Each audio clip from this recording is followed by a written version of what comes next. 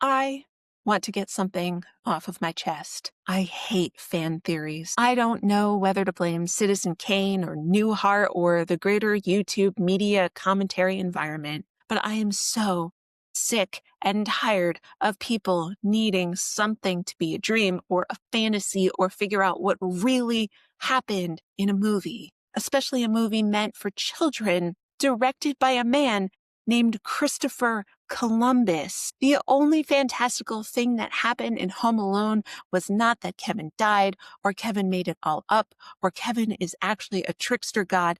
It's that they got Joe Pesci to not curse for an hour and 43 minutes on screen. And, as we always point out, how a family with that many kids can afford a house that big. The biggest trick of all was Reaganomics. I do not particularly care for this movie, even though it is the exact right age for me to be nostalgic about. I know I saw it in 1990 when it came out, but my mother had a fanaticism for reminding all of her children that what we saw on screen was not real. I was not allowed to watch Looney Tunes or other violence on TV until she was sure I was old enough to understand that if I fell off of a cliff like Wile E. Coyote, I would die, not turn into an accordion. She was adamant that any charm or hilarity that ensued from the stooge-like pratfalls and hijinks of Kevin, Marv, and Harry should be smothered as quickly as possible because I was 4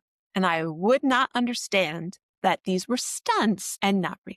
Perhaps this was also when I learned that Santa was a folktale. I find a lot of older media for children to be intolerably cruel. You ever go back and watch Charlie Brown and realize that everyone was being a goddamn sociopath to poor Charlie? As we mentioned in our Ticklish Business episode on Rudolph the Red-Nosed Reindeer this week, that movie is at best mean and at worst downright eugenicist. I suppose you have to work in broad strokes for human beings who have been on the planet for less than a decade, but I am, and always will be, slightly more of like an Arthur or Care Bears kid than anything else. Now, I know you're asking, Emily, is Home Alone even a mystery movie?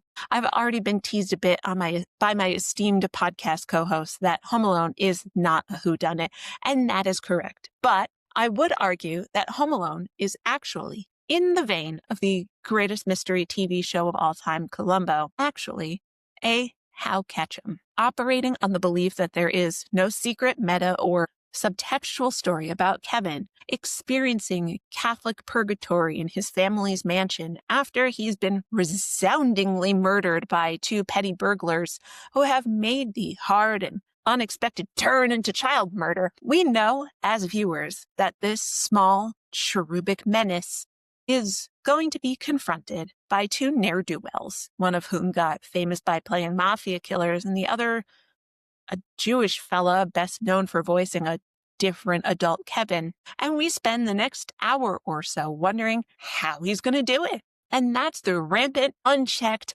torturous violence. I think the How Catch 'em is a really underutilized mystery structure. Gillian Flynn poked at it nicely in Gone Girl once she made the revelation about Amy. But I do like the original intention of showing a cat and mouse game of wits. I think about how to do this in text all the time. And if anyone can suggest a real mystery, not a psychological thriller like Gone Girl, that uses the structure in the comments, I'd be much obliged. But the structure makes for better viewing on screen. The tension that builds, the unsuspecting nature of our amateur sleuth, however shall he prevail. The other fun part about Home Alone is how neatly it fits into cozy mystery tropes. Kevin is an overlooked person, literally to the point of child abuse that would lead to a visit from CPS if the McAllisters weren't rich and white. He's a social outsider. All of his family members hate him so much, and he's in a contained village. It's Chicago, but it's a walkable neighborhood that is a contained experience for a child without a driver's license. There's a mistrust of cops. The only one we see for most of the film is Joe Pesci's Harry in disguise, and a banding together of other social outsiders. Old and infirmed Mr. Marley helps the young and incapable Kevin to catch the people responsible for sullying the quiet of the idealized Hamlet.